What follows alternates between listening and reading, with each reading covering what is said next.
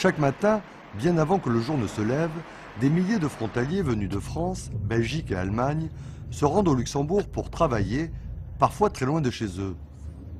Une migration quotidienne pour ces salariés confrontés au bouleversement économique de leur région au cœur de l'Europe.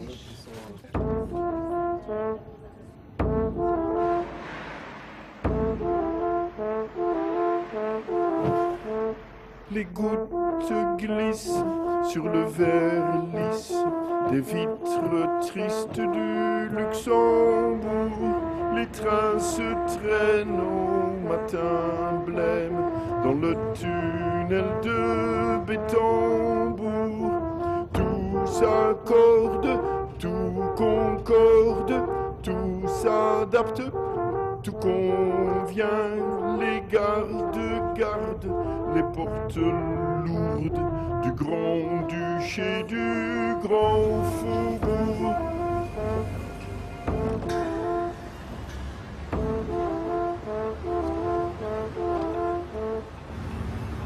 Tania, le matin, vous vous levez à quelle heure? 5h30 Oh là là. le matin. 5h30 tous les matins. Tout le matin.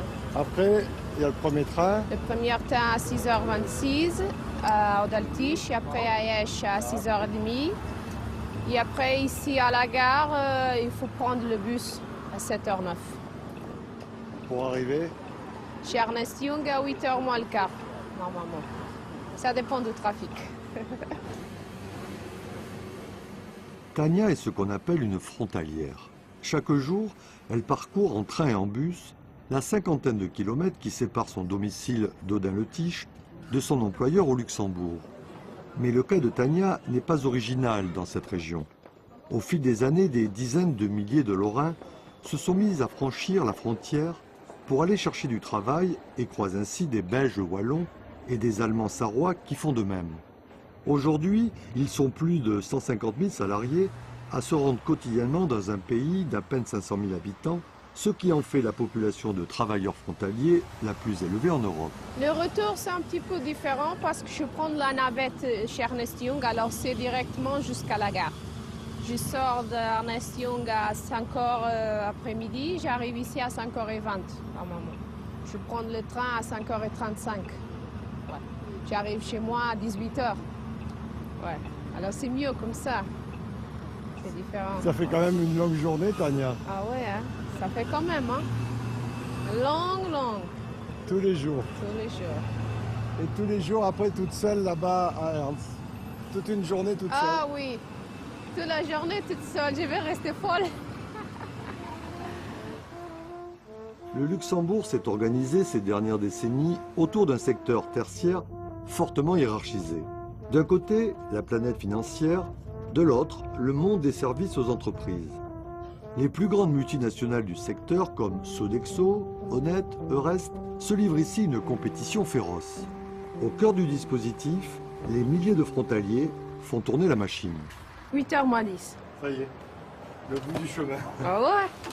Bonjour, merci. C'est ici, dans les locaux de la multinationale américaine Ernst & Young, que la journée de travail de Tania commence après 2 heures de transport. Pour le compte d'une autre multinationale française, la Sodexo, elle y nettoie les bureaux.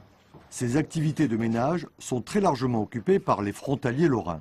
Les taux de sous-traitance de tous ces services sont plus importants à Luxembourg que dans d'autres pays. Donc le Luxembourg a vraiment, comme on l'a dit, la création de Sodexo Luxembourg vers les années, début des années 80, c'est vraiment lancé dans cette externalisation des services.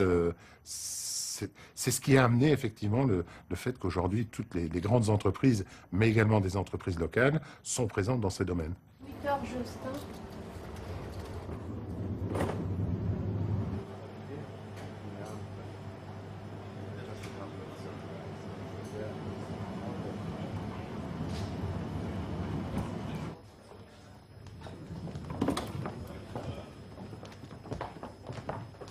Le nettoyage des bureaux, qui est aussi un des services qu'on externalise chez Ernst & Young, est primordial pour plusieurs raisons. Une des raisons est que notre personnel a besoin de travailler dans un environnement propre.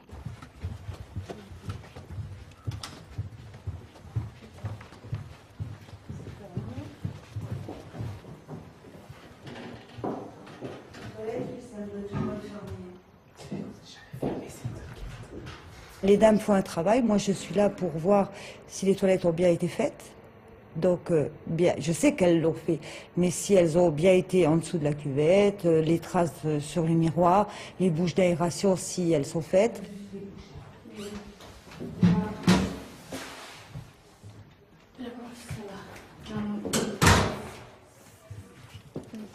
Et le fait de les attirer à venir travailler dans un environnement propre, agréable et à la pointe de la technologie nous permet d'arriver aussi à recruter et à maintenir ces personnes qu'on a recrutées au sein de notre structure. Parce que la compétition est justement là.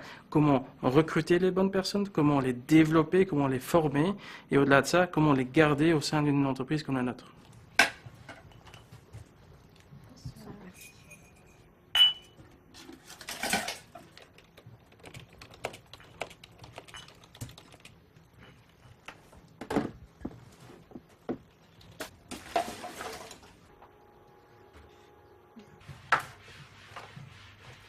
Nous, on a des jours pour faire des tables, pour faire l'aspirateur, pour faire la poussière. Et puis il y a des personnes peut-être qui veulent qu'ils fassent tous les jours. C'est pas possible.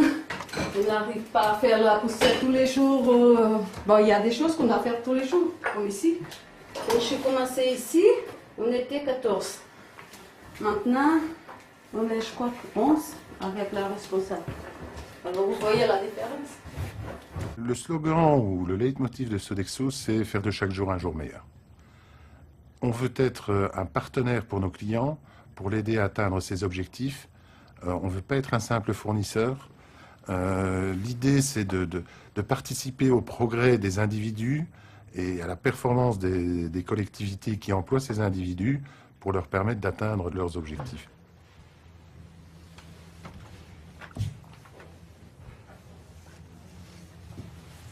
Je vais te montrer, tu fais la trace de doigt. Je me mets à l'extérieur.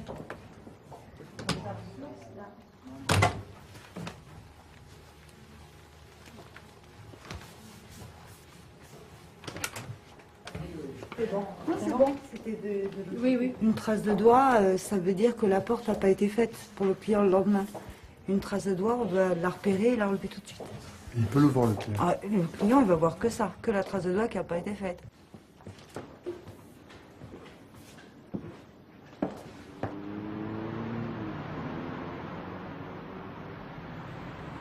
Mais entre la France et le Grand-Duché, dans ce nouveau laboratoire européen de la mobilité, toutes les frontières n'ont pas été abolies. Les salariés ne sont pas logés à la même enseigne que les flux financiers ou les marchandises, et pour eux, lois et règlements subsistent. Alors, pour permettre à ces frontaliers de s'y retrouver quelque peu, le principal syndicat luxembourgeois, l'OGBL, a installé ici en Lorraine des permanences d'information.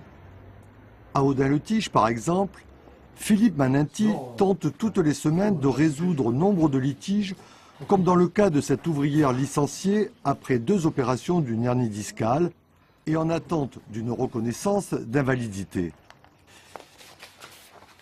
Donc là, vous êtes convoqué au conseil arbitral, je dirais, contre la CNAP, donc contre la Caisse nationale d'assurance pension. Donc je suppose que c'est dans le cadre d'une demande d'invalidité qui a été refusée. Oui, C'est ça. oui, c'est ça. Vous avez rien? Non, je n'ai plus rien du tout, ils m'ont tout coupé. J'ai dû avoir le RSA en France. Mais pourquoi vous n'avez plus l'indemnité Moi, je n'ai d'attente? plus rien du tout, donc j'ai le RSA en France. C'est pas normal, vous devriez avoir l'indemnité d'attente. Bon, avec 9 ans au Luxembourg, c'est clair que vous n'auriez pas Ah oui, c'est grand-chose. Ça, je m'en doute, Mais je dirais au moins vous auriez au Et moins moi, je cette me suis indemnité retrouvée, d'attente. après le reclassement, là, ils m'ont coupé les ponts carrément. Je me suis retrouvée avec 0 plus 1 centime. Je sais que pendant 4 mois, le temps que je me dépatouille avec mes papiers et tout avec la France, pendant 4 mois, c'est mes enfants qui me nourrissaient, hein, je veux dire. Ah ouais, non, mais je ne comprends pas. Pourquoi vous n'avez pas l'indemnité d'attente? Automatiquement, il faut faire la demande. Bah oui, mais moi je ne savais pas. Si on n'est pas au courant, moi je ne savais Mais, pas. oui, mais au niveau de l'ADEME, on vous a pas aiguillé, on vous a rien dit. Ah non, non, non. Ah non, non, non, on m'a rien dit du tout. Et là, les gens ont du mal à comprendre parce que justement, ils nous disent, bon, on nous parle d'Europe, on nous parle de mobilité, on nous parle qu'il faut aller travailler dans les autres pays, et puis finalement, on s'aperçoit que le jour où il y a un problème, les législations nationales ne sont pas concordantes, et bon, et le salarié se retrouve bien souvent, je dirais, passe à travers les filets. Donc il y a beaucoup de problèmes comme ça encore, je dirais, au niveau européen qui ne sont pas réglés. Donc ce sont bien entendu la majorité tous des problèmes sociaux, hein, qu'on ignore et qu'on met de côté. Parce que bon, on n'a pas la volonté politique de résoudre tous ces problèmes. Merci Là, il y a un bien. problème quand même. Hein. Et au revoir, Voilà, on dit à la prochaine. Hein. Merci bien, oui, à la prochaine, il n'y a pas de problème. Donc dès que vous aurez après le jugement du conseiller arbitral, il va vous en recommander. Vous prenez tout de suite contact. Hein. Ok? Il n'y a pas de problème. Merci bien, au Allez, revoir. au revoir. Allez, au revoir.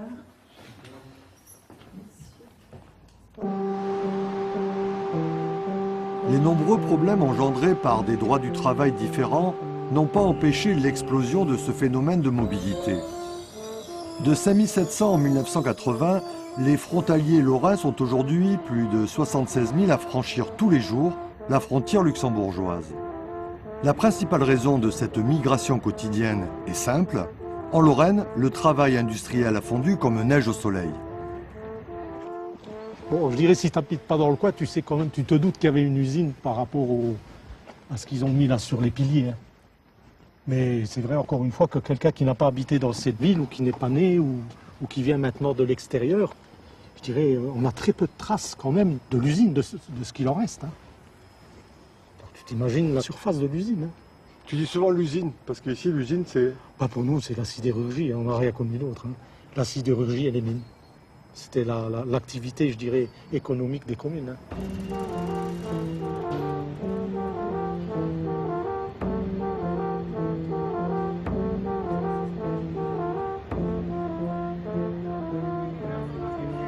C'était une usine sidérurgique, hein, où il y avait quand même à un moment plus de 5000 salariés. Et je l'ai connue quand même en activité encore. Hein. Elle a été démontée au début des années 90. Si on prend effectivement le territoire au sens large du terme, c'est-à-dire toute cette partie qui longe la frontière et qui va de Haut-d'Altiche en passant par Villerue, Thil, Ussigny, Saône, Lons-la-Ville, Longwy et Réan, on avait sur le secteur pratiquement 30 000 emplois entre les activités sidérurgiques et les activités minières. Aujourd'hui, en termes miniers et sidérurgiques, sur cette partie-là côté français, il reste plus rien, quoi. Il reste plus rien.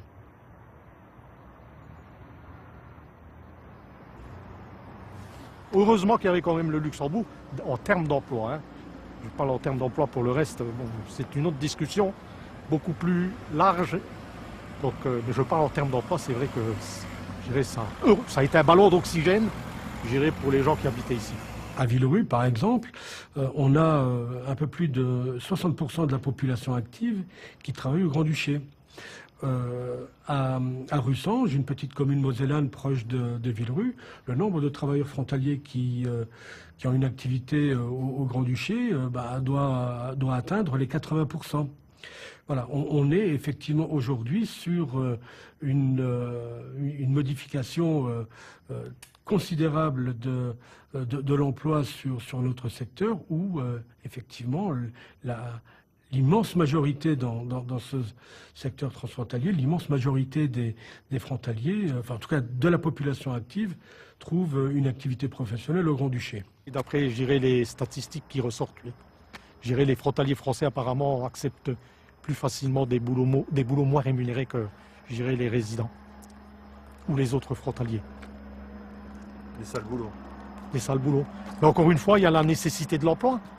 C'est ça, je dis, aujourd'hui, quelqu'un sans emploi, c'est quelqu'un qui reste sur le bord de la route. C'est ça, donc on ne peut pas se permettre à un moment de ne pas avoir d'emploi. Donc à un moment, on accepte les emplois qu'on trouve, hein, et bien souvent à n'importe quel prix. Bon, ça, je dirais, les employeurs le savent. Hein. Je dirais, dans le contexte économique actuel, je dirais, ils en profitent. Et ils en profitent un maximum. C'était quand même une sacrée usine, hein. J'ai assisté à la destruction, entre parenthèses. Bon, il y avait des halls, et bon, faisait des centaines de mètres de long. Hein. Mais ça a été vite démantelé, hein, quand même. Hein. À croire qu'on voulait, je dirais, faire disparaître le plus vite possible l'image sidérurgique qu'ont connue nos communes. Les portes claquent de plates matraques, personne ne sort d'ici vivant. Les yeux se braquent à chaque ressac du grand navire virevoltant. Tout s'accorde, tout concorde, tout s'adapte, tout convient. Sauf que vivre ne rend pas ivre, ni sain, ni rien, tout juste vivant. Je dirais au Luxembourg, pour moi, je dis toujours, on a une belle façade, mais je dis toujours, il faut aller voir derrière la façade ce qu'il y a vraiment. Bon, pour moi, il y a une façade et il y a beaucoup de problèmes derrière la façade, contrairement à ce qu'on veut bien nous faire croire. C'est un pays libéral, il ne faut quand même pas l'oublier non plus. Il est évident que la belle façade attire de plus en plus de Lorrains, d'autant que les salaires sont au Grand-Duché plus élevés et que la protection sociale n'est pas moins bonne qu'en France. Mais le revers de la médaille existe bel et bien pour les frontaliers. Le temps de travail est ici de 40 heures par semaine, la retraite se prend à 65 ans, le licenciement expéditif et l'organisation de l'entreprise très libéralisée et très compétitive. Un cuistot qui fait un mauvais boulot, qui fait pas un bon plat, va miner en fait l'ambiance au sein d'une entreprise, va réduire la productivité de notre personnel et donc par conséquent on va avoir un impact négatif sur la qualité du travail qui est réalisé.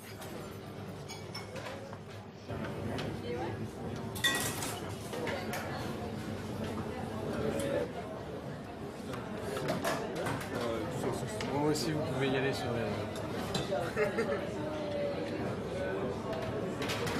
Vous pouvez en mettre un petit peu, s'il vous plaît. Merci. Pour moi, le salarié idéal, c'est le salarié qui véhicule les valeurs de Sodexo. L'esprit de service, l'esprit d'équipe, l'esprit de progrès. Bonne journée. Voilà, bon appétit. Bonne journée. Merci également. Merci.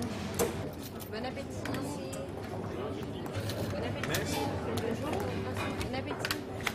Bon appétit. Merci. Bonjour.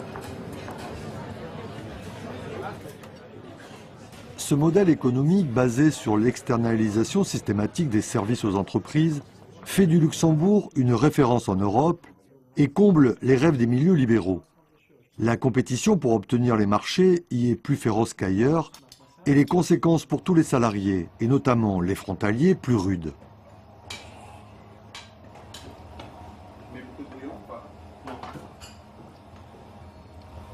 Deux petites minutes, on y va. Donc ravioles au foie gras aux chanterelles, accompagné d'une pancetta fumée et d'une petite sauce écrémée au céleri. Voilà. La durée moyenne de nos contrats avec nos clients s'est réduite, et donc la durée moyenne de nos contrats avec nos fournisseurs s'est réduite aussi. On peut dire typiquement qu'une remise en question, avant se faisait peut-être tous les 5 ans, aujourd'hui ça fait tous les 2 ans, et à la différence de ce qui se faisait dans le passé, c'est qu'on a associé à nos contrats des mesures de performance. Donc si un fournisseur est défaillant par rapport à des mesures de performance, il est clair qu'il y a une remise en question totale du contrat, et donc on initie plus vite que prévu en fait une remise en question de la relation commerciale, et donc on relance un appel d'offres. Et puis quand vous arrivez au terme de votre contrat, il est en renouvellement, donc c'est après à vous battre pour le gagner, pour garder votre contrat ou alors pour aller conquérir d'autres marchés, quoi.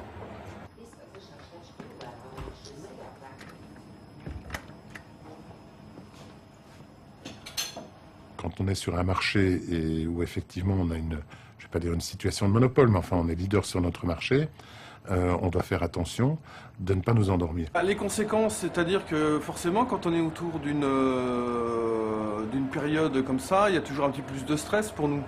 Mais bon, on est aussi là, on sait aussi le gérer et on essaie de donner le meilleur de nous-mêmes chaque jour, quoi.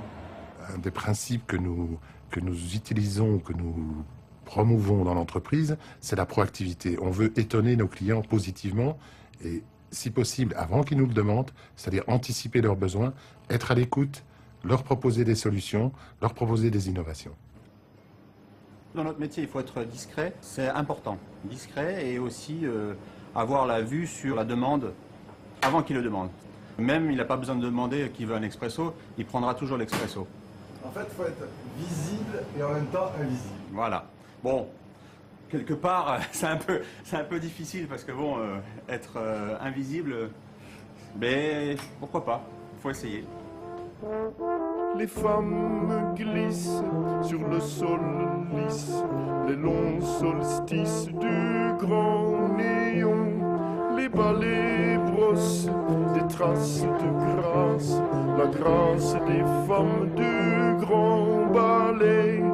Tout s'accorde, tout concorde, tout s'adapte, tout convient, pourvu qu'un jour le grand midi resplendira derrière les tours. Ces nouveaux grands groupes internationaux dans le domaine du nettoyage et des services qui prend une grande dimension et d'ailleurs souvent aussi aux dépens de salariés qui étaient à durée indéterminée dans des boîtes, des femmes de charge qui travaillaient parmi le personnel de base d'une boîte. Aux communautés européennes, tout le nettoyage est fait par de telles boîtes qui fonctionnent sur base de ces personnes-là. Heureusement qu'on a encore la directive européenne sur le transfert d'entreprise, ce qui permet, si une de ces boîtes perd un marché, elle doit quand même garder le personnel. Sinon, ce serait le précariat absolu. Tous ces gens-là se retrouveraient à la rue, on embaucherait d'autres personnes avec des salaires moindres, etc. Donc, oui, effectivement, il y a un salariat nouveau au Luxembourg constitué par ces boîtes-là, où souvent des frontaliers travaillent d'ailleurs.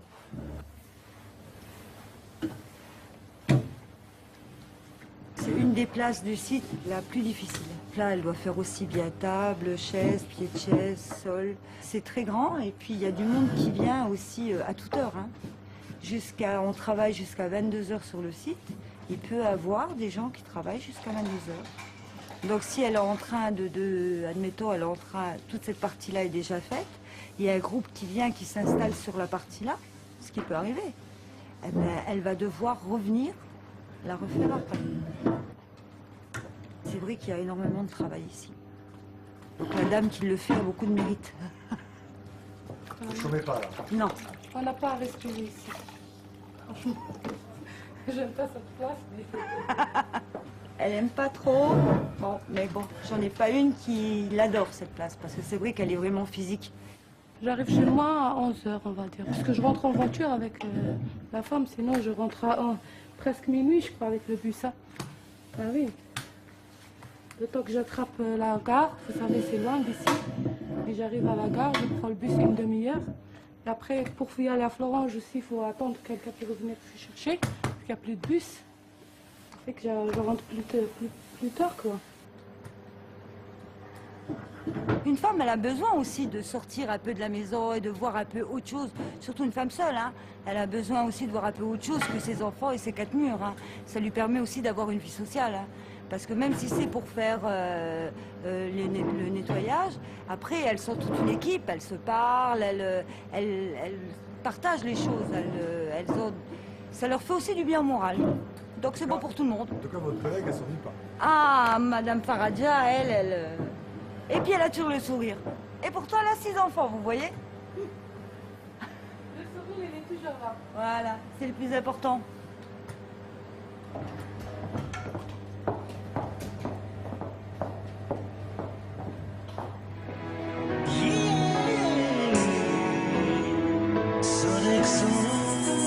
Et puis elle a toujours le sourire.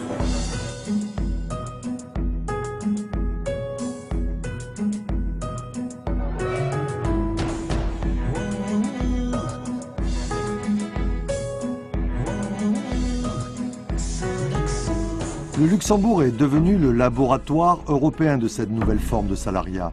Ces ouvriers des temps modernes sont recrutés par des multinationales des services, devenus parmi les plus gros employeurs du moment. À leur tête, on retrouve des dirigeants parmi les plus fortunés de leur pays, comme Pierre Bellon, fondateur de Sodexo dans les années 60, est devenu depuis la 24e fortune française.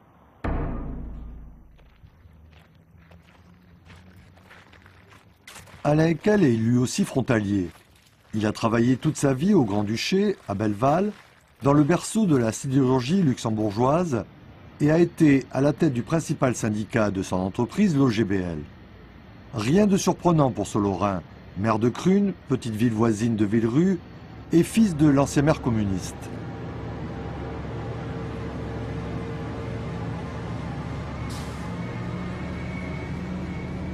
J'ai fait pratiquement toute ma carrière au Luxembourg, quoi.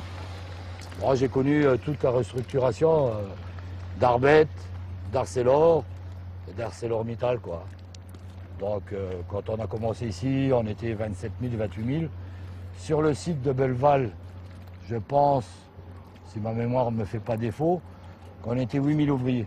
Le Luxembourg, c'était ce qu'on ne sait souvent pas en France, c'était l'industrie lourde. C'était la sidérurgie, c'est le bassin sidérurgique qui fait frontière aussi avec la France et avec la Sarre en Allemagne.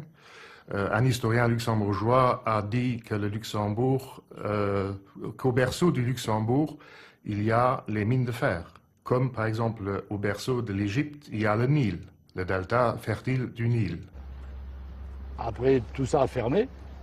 Ils sont passés en phase électrique. Enfin, four électrique, coulée continue et la minoire.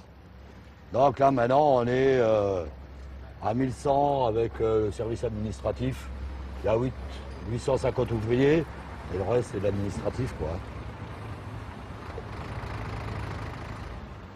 C'est pas seulement que la Lorraine se trouve désindustrialisée de cette façon-là, mais le Luxembourg également. À moins d'industrie, il y a un phénomène de désindustrialisation aussi. Tout se concentre sur la place financière. Ça va, en forme, Voilà, un délégué de sécurité qu'on a réussi à avoir grâce au syndicat. Vous êtes de quelle nationalité, monsieur? Française. Donc, je suis résident de Verdun. Ça vous fait combien, ça? 1 heure de route, 70 km aller, 70 km retour. Mais bon, vu la conjoncture économique qu'on a en France, le travail, on va chercher là où il est. Hein. Donc, il ne faut pas avoir froid aux yeux, il faut se déplacer. Malgré les contraintes que ça peut avoir. Hein. On va faire la grève alors? Oui, le 7. On commence à mobiliser les troupes. Ouais. Et puis, passer le message par rapport à ce qui se passe. Il faut les booster, hein? Oui, mais il faut qu'ils se sentent un peu concernés aussi par leur Voilà. avenir. Hein. Tout à fait. On n'est pas dans le chiffon rouge encore, mais il faudra y revenir un jour peut-être. De la liberté. Chaque année. Il y avait quand même cette sidérurgie qui a amené beaucoup, grâce au syndicalisme, beaucoup d'acquis sociaux qui sont répercutés dans le pays. Hein, grâce à la lutte des sidérurgistes, tout ça a fait qu'au niveau social, les acquis qu'on a eus a fait profiter aussi les autres corporations. Les jeunes, ils ont moins la chance parce qu'on les divise et puis c'est des petites entités, ils ne sont pas beaucoup, donc ils ne se voient pas et tout. Nous, sur le lieu de travail, on discutait ensemble, au casse-croûte et tout ça, ça fait qu'on était solidaires et on était debout, quoi. Cyril, il est quelle heure là? Bah, il est 6h15. Et c'est tous les matins comme ça? Tous les matins, ouais, tous les matins. Pourquoi tu pars si tôt, Cyril? Bah, pour éviter un petit peu les embouteillages et puis commencer tôt, ça me fait partir tôt. Donc en rentrant plus tôt, je peux profiter un petit peu plus longtemps de ma famille tous les jours. Et une demi-heure plus tard ou 3/4 d'heure plus tard, ça veut dire quoi? Bah, ça veut dire peut-être au lieu de faire une demi-heure de trajet, on en fera 1 heure, quoi, hein, avec les embouteillages, les risques d'accident qu'il y a les matins à cause de la circulation. Donc on part plus tôt. Et puis c'est un petit peu aussi difficile à trouver des places parfois le matin pour se garer, donc plus on arrive tôt, plus on est sûr d'être servi. Le frontalier, il fait de la voiture. Le frontalier fait de la voiture, tous les jours. C'est son pain quotidien. Cyril est le fils d'Alain Eckel, frontalier bien évidemment, et habite comme son père à Crunes. Mais là s'arrête la ressemblance. Cyril, lui, est informaticien dans une multinationale américaine CSC. Il n'est pas syndiqué et fait partie de ceux pour qui le Luxembourg représente une aubaine professionnelle. Enfin, j'ai bossé quoi? J'ai bossé 2 mois en France quand j'étais étudiant. Pour faire un peu d'argent de poche à l'époque pour partir en vacances. Mais sinon, c'est vrai que en étant à 10 km, j'ai vite pris la décision. Hein. J'ai commencé à bosser, j'ai envoyé 10 CV. Et les 10 sont partis ici. Hein. À l'époque, en plus à l'époque, ça embauchait à tour de bras. C'était en 98. Donc 10 CV, 5 entretiens, 3 propositions d'embauche. J'ai pris la première. Je travaillais pour une banque d'investissement qui, au bout de 2 ans, a décidé d'externaliser toute sa production informatique. Et donc on s'est retrouvé un petit peu dans l'inconnu, hein, puisque pour nous c'était un petit peu nouveau. Bon, le mot externalisation, on l'avait déjà entendu à plusieurs reprises pour d'autres entreprises. Donc on savait très bien que ça pouvait nous arriver, et puis finalement, bon, ben, on a été repris par CSC, donc l'entité luxembourgeoise n'existait pas à l'époque. Et bon, aujourd'hui, si c'était à refaire, moi, je ne retournerai pas d'où je viens, je resterai chez CSC. 7h moins 5, hein. On est un petit peu en retard sur le planning.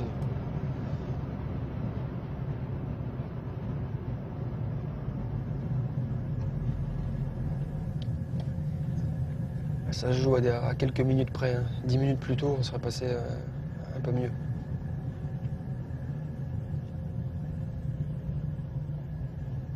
Bon, c'est pas non plus trop fréquent, mais une fois ou deux par mois, voire même peut-être un petit peu plus. Mais bon, plus on passe tôt, plus on a de chances de passer au travers.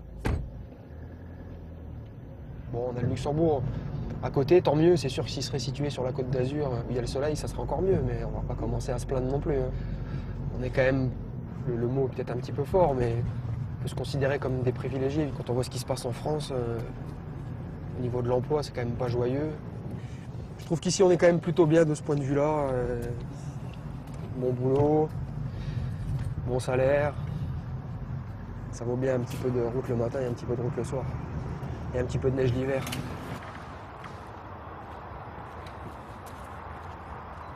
Il faut être souple, c'est fini le temps où on était dans un village et on y mourait, enfin on y décédait, bon.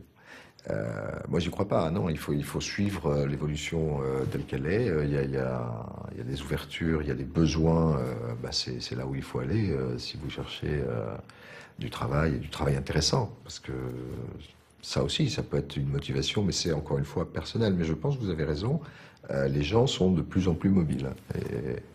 Mais il n'y a pas le choix. Vous venez d'où pour venir travailler? De Metz. Vous faites combien de temps à peu près pour venir? C'est 1 heure de trajet en train. Oh, je viens aussi de Metz. Mais c'est 45 minutes de trajet en voiture à 6 h le matin. Et à 7 h? Ça se compte plus là. Moi j'habite en Allemagne et ça fait 1h20 en voiture ou train, ça change pas.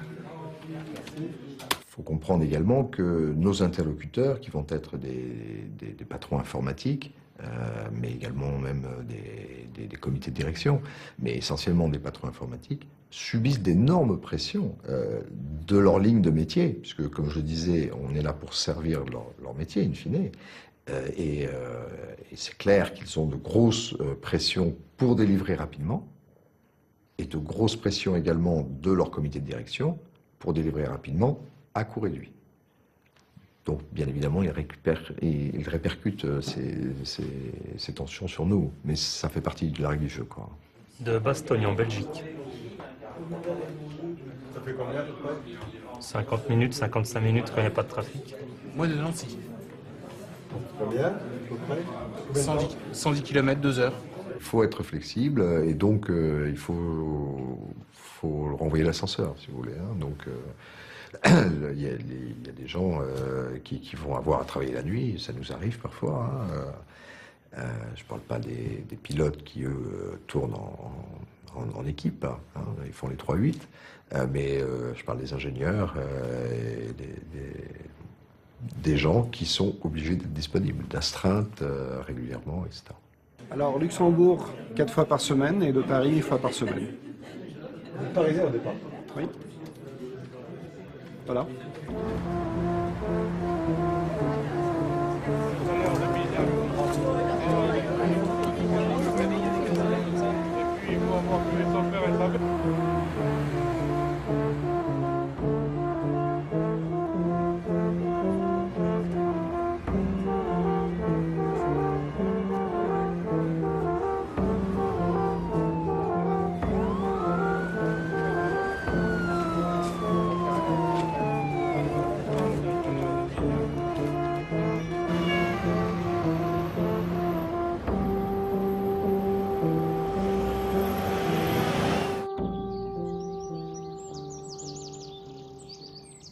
C'est sûr, mon père, il a fait, je sais pas, peut-être pas 40 ans, 35 ans chez le même employeur. 40 ans chez le même employeur, voilà. Aujourd'hui, avec notre époque, je ne sais pas si c'est encore possible. Bon, ça fait 98, ça fait 14 ans que je travaille. 14 ans, j'avais 3 employeurs différents. Donc les choses évoluent, le monde évolue, le monde du travail évolue, il faut s'adapter. Hein. De toute façon, on n'a pas le choix. Hein. C'est pas nous qui dictons le monde du travail, c'est le monde du travail qui nous dicte sa loi. Donc il faut s'adapter. Voilà. C'est le maître mot. Je vois ton cœur qui opine du chef, comme on dit. Ouais, parce que bon, les jeunes, maintenant, bon, comme il vient de dire Cyril, nous, on n'avait pas la même mentalité. Moi, je sais que nous, au niveau de l'entreprise, on ne sait pas faire, et puis on n'a jamais aimé que le patron nous dicte sa loi, on a monté des syndicats, on s'est bagarré et tout pour avoir des acquis que les jeunes, malheureusement, ils n'ont pas, je sais plus, cette mémoire de tout ça, quoi. Est-ce que ça doit être de notre faute, parce que tout leur est dû, ils croient que tout est acquis, alors que rien n'est jamais acquis à l'homme, ni sa force. Hein, c'est Brassens qui disait ça. Oui, je suis d'accord sur le fond avec mon père, c'est que c'est sûr que si s'il n'y a pas de solidarité, on finira par, au fur et à mesure, par perdre des acquis, c'est certain.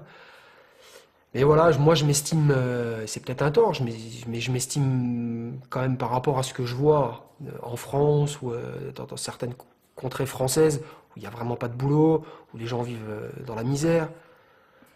On a quand même un niveau de vie qui est relativement bon, même plutôt bon. Je peux pas me plaindre, j'ai pas le droit de me plaindre par rapport à tous ces gens-là.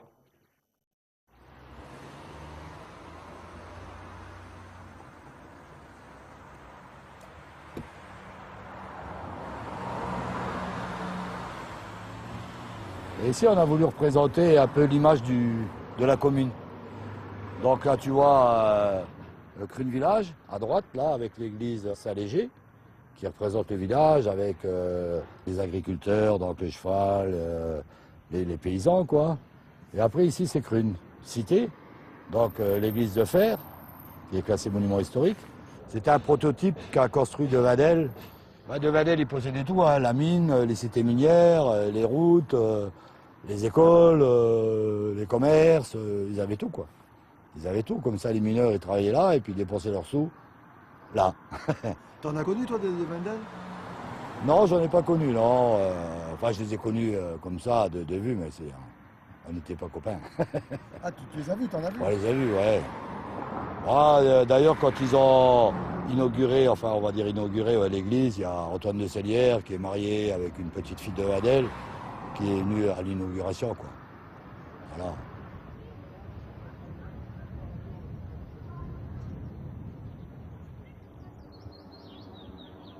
La Lorraine a tourné, comme elle a pu, la page de la sidérurgie. Les anciens propriétaires des usines sont partis et ont franchi eux aussi la frontière. Ainsi, la Société Lorraine de Participation Sidérurgique, détenue par la famille de Wendel, s'est transformée en une société d'investissement, Wendel Participation. Les hauts fourneaux lorrains, bien visibles, se sont métamorphosés en partie en de lucratives sociétés anonymes qui siègent aujourd'hui dans une résidence discrète de Luxembourgville. Cette famille de Wendel, avec à sa tête l'ancien patron des patrons, Ernest-Antoine Sellière, se retrouve en 2010 34e fortune française. Et ça, c'est clair, ça rapporte plus, et puis bon, c'est moins d'emmerdement pour parler bien français. Hein. Il n'y a pas de social, il n'y a rien, il n'y a pas d'entretien, juste la boîte aux lettres. Hein. Il faut donner peut-être de temps en temps un petit coup de peinture dessus, mais bon, c'est beaucoup plus facile et beaucoup plus simple hein, que d'avoir, je dirais, de traiter des mouvements sociaux, d'avoir des outils de travail où les gens travaillaient et réclamaient leur dû. Il y a un vrai mouvement du capital, c'est clair, qui est attiré par le Luxembourg, non pas parce que les Luxembourgeois sont des gens tellement sympathiques, mais parce qu'on lui offre des conditions de rentabilité qui sont supérieures à celles des régions limitrophes, et on peut se permettre cela parce qu'on est un petit pays, parce qu'on fait les lois sur mesure. Donc on peut se permettre cela. Et c'est surtout à la place financière que ça se déroule. Il y a donc production d'une richesse énorme qui se fait là.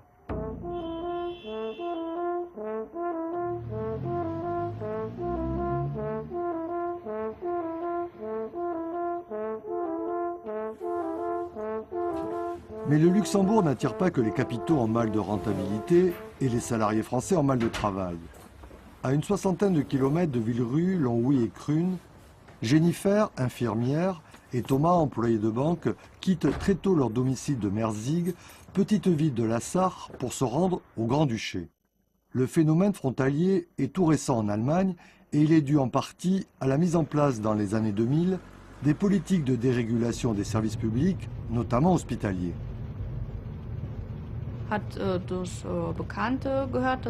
C'est par des collègues que j'ai appris qu'il y avait du travail au Luxembourg. Compte tenu de la situation en Allemagne et de l'avenir de plus en plus incertain des hôpitaux, j'ai eu envie de tenter ma chance. Je savais qu'il y avait un poste vacant à la clinique de Kirchberg, alors j'ai postulé.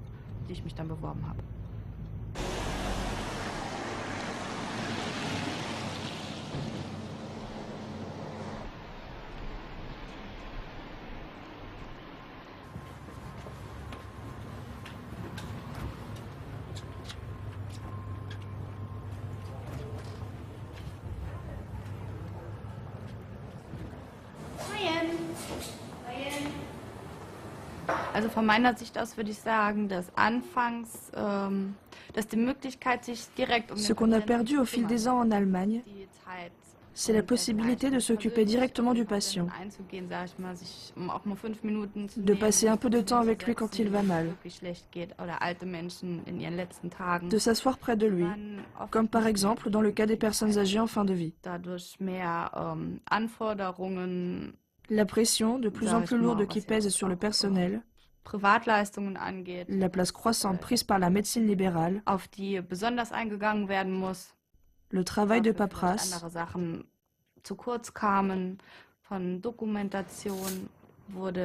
tout ça fait qu'on a de moins en moins de temps à consacrer aux malades. Et puis les réductions d'effectifs ont fait le reste. Le Luxembourg propose de meilleurs salaires et les gens vont évidemment là où ils sont le mieux payés.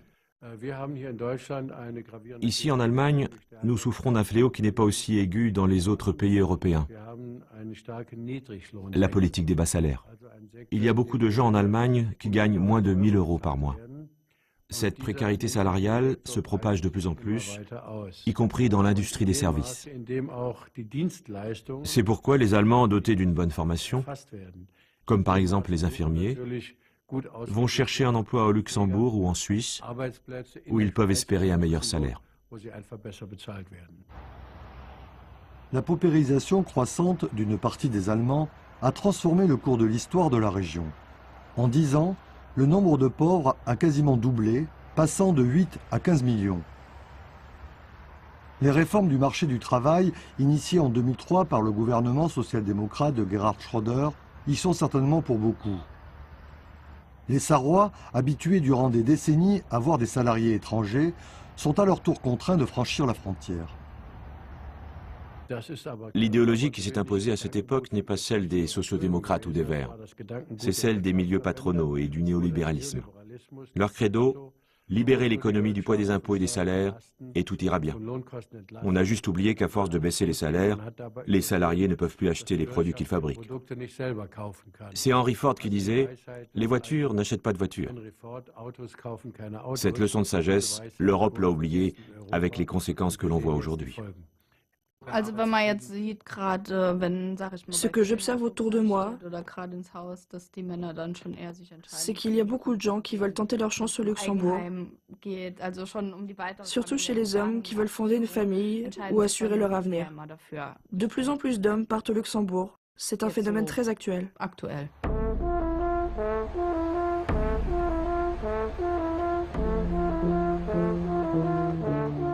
En 2011, dans les régions limitrophes du Luxembourg, en Sarre, en Lorraine et en Wallonie, le produit intérieur brut par habitant a eu du mal à atteindre les 27 000 €.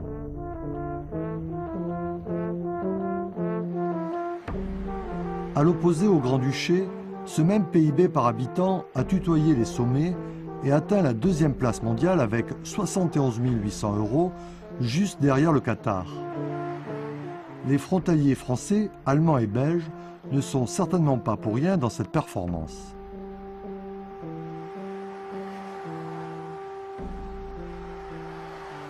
tous les mois, sur le salaire des frontaliers qui travaillent au Grand-Duché, une partie est prélevée par les autorités fiscales luxembourgeoises au titre des impôts sur le revenu. Et à la fois la richesse produite par ces travailleurs dans les entreprises et la richesse produite au titre des prélèvements fiscaux opérés par le gouvernement luxembourgeois, ces richesses-là restent de façon exclusive au Grand-Duché. Donc le Luxembourg profite quand même de la plus-value créée par ces travailleurs qui viennent ici, et ils n'ont pas les dépenses pour leur formation, ils n'ont pas les dépenses pour les écoles de leurs enfants, etc. Un pays à forte activité, comme le Luxembourg, a besoin de main-d'œuvre étrangère. Sinon, il ne pourrait pas obtenir un produit national brut aussi élevé. Ça, c'est évident. Mais lorsqu'un pays dispose de tels avantages, il faut se demander qui en paye le prix. Le Luxembourg profite d'une législation, notamment fiscale, qui lui permet d'absorber des capitaux. Or, ces capitaux auraient certainement été plus utiles dans les pays où ils ont été accumulés.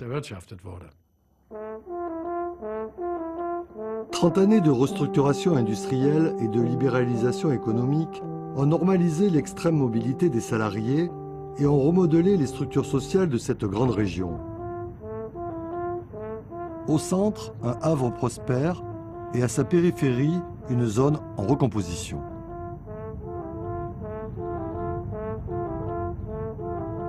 Ici, il y avait une vie. Après la tournée, les gens se retrouvaient, ils travaillaient dans le jardin, ils discutaient, ils échangeaient sur leur façon de cultiver leur jardin. Au-delà de l'engagement éventuellement dans le mouvement associatif ou dans le mouvement syndical, mais dans ces cités, les liens se prolongeaient, quoi. Les liens se prolongeaient. Donc cela n'existe plus ou a été considérablement amoindri du fait qu'aujourd'hui les gens qui travaillent au Grand-Duché, pour l'essentiel, ils partent le matin tôt et ils reviennent tard le soir.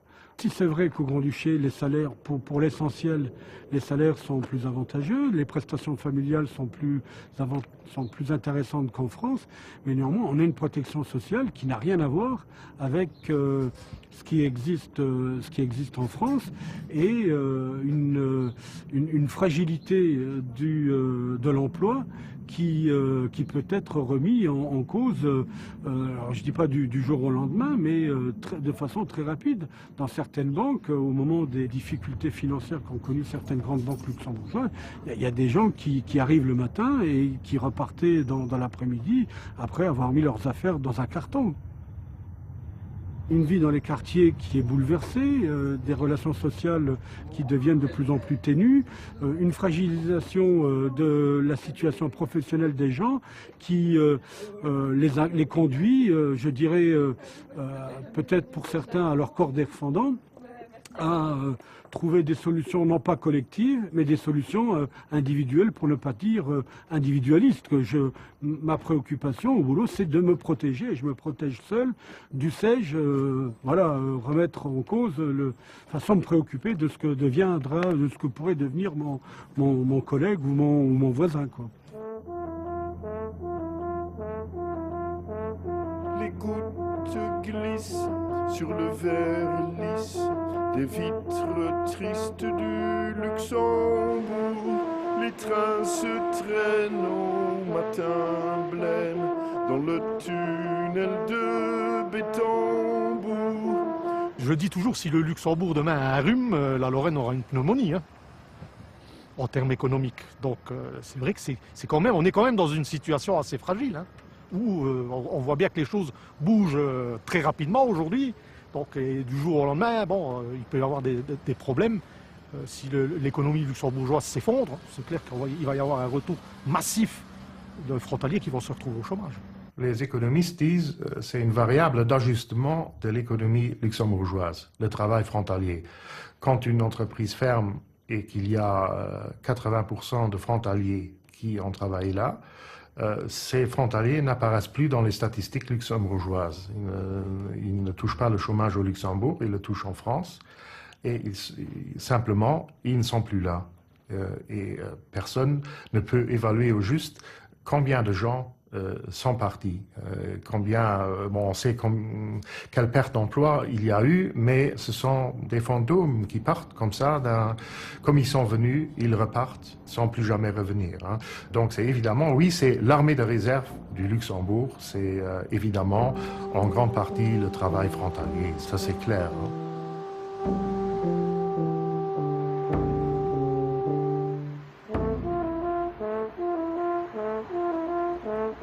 Les portes claquent de plates matraques, personne ne sort d'ici vivant. Les yeux se braquent à chaque ressac du grand navire virevoltant. Tout s'accorde, tout concorde, tout s'adapte, tout convient, sauf que vivre ne rend pas ivre, ni sain, ni rien.